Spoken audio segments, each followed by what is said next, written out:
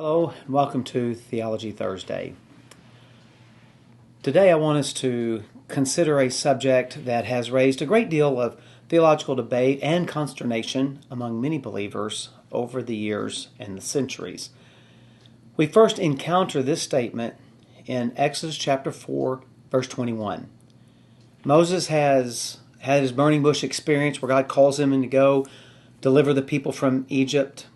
He's now gone back to his father-in-law and reported what happened. And then in Exodus 4:21, we find this statement.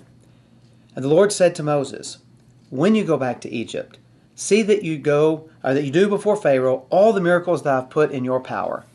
But I will harden his heart so that he will not let the people go. So I want us to think about this hardening of Pharaoh's heart by God. Many people over the years have, I believe, misinterpreted and misapplied it. I also think many people have a lot of questions. Why would God harden someone's heart? Does he still harden people's hearts today? And all those kind of things. To further complicate matters, this is not the only place that it occurs. It occurs about 20 times in the interchange, the first few chapters of Exodus, between Moses and Pharaoh and the plagues and everything that God does. It also occurs in Romans chapters 9 through 11. There is a discussion about God hardening Pharaoh's heart, and God will harden whom he will, and all that kind of thing. And so the passages in Exodus, in addition to the discussion as a part of the description of the sovereignty of God in Romans 9 through 11, have raised a lot of questions. So I want to do a couple of things as we look at this concept of God hardening Pharaoh's heart. The first one is I want us to look at actually what the Bible says.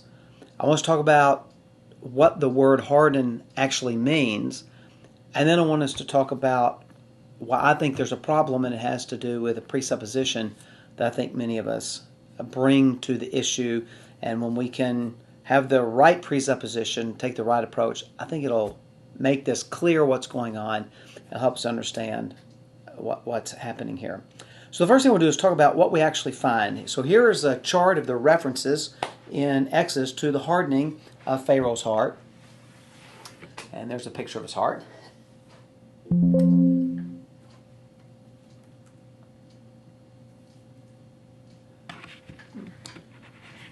So if you look at this chart, you will notice that there are 10 times that God hardens Pharaoh's heart. There are 4 times where the Bible explicitly says that Pharaoh hardened his own heart. And then there are 6 times where the Bible does not indicate who did it. It just says that Pharaoh's heart was hardened. So whether that was God hardening his heart or Pharaoh hardening his own heart, the biblical text is not explicitly clear on that. So I'm going to leave this chart up for a minute. You can always pause if you want to write these down or look them up. You're welcome to do so. Or take a screenshot, or however you want to do it if you want to keep this chart for yourself. Or you could just get some basic Bible software and do a search for the word harden in the book of Exodus, and these 20 places will come up, and you can make your own chart. Now there is another chart I could show, but you probably are not interested in it, and that is the different Hebrew words that are used. And we actually have 3 different Hebrew words that are used in different passages without any apparent consistency.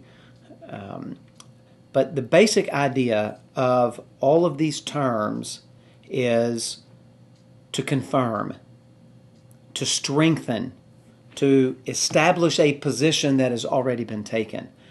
And so I think it helps us to understand the idea of hardening and what's going on here. So I want to talk about a presupposition, and I want to go back and look at our chart again and see if I can help us understand what's going on and what the Bible is teaching. I think it'll help us a lot in understanding the way God works and how we deal with people. There are only 3 possible ways that we can understand human beings and their will and morality and ethics and evil and all that stuff. One position is that people are inherently, naturally inclined to do good things. People are basically good. People want to do good. They want to do right. And because of an environment that they're in, or the way that they were raised, or something external, it causes them to do bad things. But the reality is most people want to do what's good and what's right. Everybody's that way. We're naturally inclined to do what's good. People are inherently good. A second approach is that people are naturally neutral. They're just morally neutral. They're not inclined to do good or to do bad. They simply are just there, just kind of a blank slate, so to speak. And again, environment, history, circumstances, physical health, weather, lots of stuff affects them to either do good or evil, depending on, again, the context in which they find themselves. Then a third position is that people are naturally sinful, that they naturally are inclined to do what is wrong. This is the view I take. It's the view I think that the Bible teaches very clearly, and I have another Theology Thursday on that we have what's called a sin nature. If you're a parent, you probably hold to this position because you know that you don't have to teach children to be selfish. You don't have to teach children to cry. You don't have to teach children to be disobedient. You don't have to teach children, you don't have to say, now, honey, I want you to hit your sister. We have to train people to control those sinful desires and urges. This is why we have police. If you think people are basically good, we really don't need police. We just need to help people get back in touch psychologically with their inherently good nature. So why is all of that important? What in the world does it have to do anything with God hardening Pharaoh's heart? Well, here's why it's so important. Many people, when they read that God hardened Pharaoh's heart, kind of sort of assume, I think for some reason, that Pharaoh was neutral. And that God took a guy who just had a neutral heart. He wasn't good or bad. He just kind of was neutral. And God made him do something sinful. That's not what the Bible teaches. What the Bible teaches clearly is that Pharaoh was a wicked man. He wanted to have every child killed, every male boy, so that there wouldn't be so many slaves that they would overrun the Egyptians. They believed not just in some kind of economic slavery where people who owed them money would have to work it off or something like that. I mean, this was, we own you and we own your children. And it's abomination before God. And it was very challenging and difficult on the children of Israel. And as those slaves in Egypt, they were looking for deliverance. Now, this man was wicked. He was wicked. He was powerful, self-centered. Many of the pharaohs thought themselves as God. I mean, all that kind of thing. Matter of fact, in the book of Exodus, he's never called Pharaoh for the most part. He's always called the king of Egypt, particularly in the early chapters where there's a contest between Moses and Pharaoh. He's just called the king of Egypt to kind of knock him down a peg. And he's never named because it's just not that important in the history of things, as opposed to two female Hebrew slaves who are named, Puah and Shiphrah, who were the midwives. And so we have a man who's already wicked, who's already evil. He's already an oppressor of people. And so what God does is God comes along and confirms Pharaoh in that heart that's already inclined to sin. God doesn't take a neutral man and make him hard. He doesn't take a neutral man and make him evil. He doesn't take a neutral man and make him wicked. He doesn't take a neutral man and make him a slave owner. He doesn't take a good man and make him those things. He takes a man who's already inclined to sin and confirms him in that sinful, wicked, evil kind of state and position. So God doesn't actively make him do something sinful. God just confirms that Pharaoh is already a sinner. Now let me show you how this shows up in our chart. So if we look at our chart, you'll notice that there are a couple of predictions about Pharaoh's heart being hardened. Chapter 4:21, which we just encountered. And then a second prediction in chapter 7, verse 3, before Moses makes his first encounter with Pharaoh. So if you look at the chart, what you'll notice is, other than chapter 9, verse 12, either it's Pharaoh hardening his own heart, or his heart was hardened, which probably is implication is that he hardened it. In other words, of the 10 uses of God hardening Pharaoh's heart, 7 of them are 7 of the last 8 statements that Pharaoh's heart was hardened. In other words, by looking at the chart, this is what we discover. Pharaoh confirmed himself as a sinful man early on. And then as he began to weaken, as he began to think about letting the people go, not for moral or altruistic reasons, but for his own self-preservation, God confirmed him as a sinful man because God was going to bring the plague total to 10. So God is not hardening the heart of someone who's morally neutral. God is confirming the sinful heart of a man who is already an evil man, as we find from the text. And so when we get into the book of Romans, and the Apostle Paul talks about God can harden the heart of whomever he wants to, here's the idea.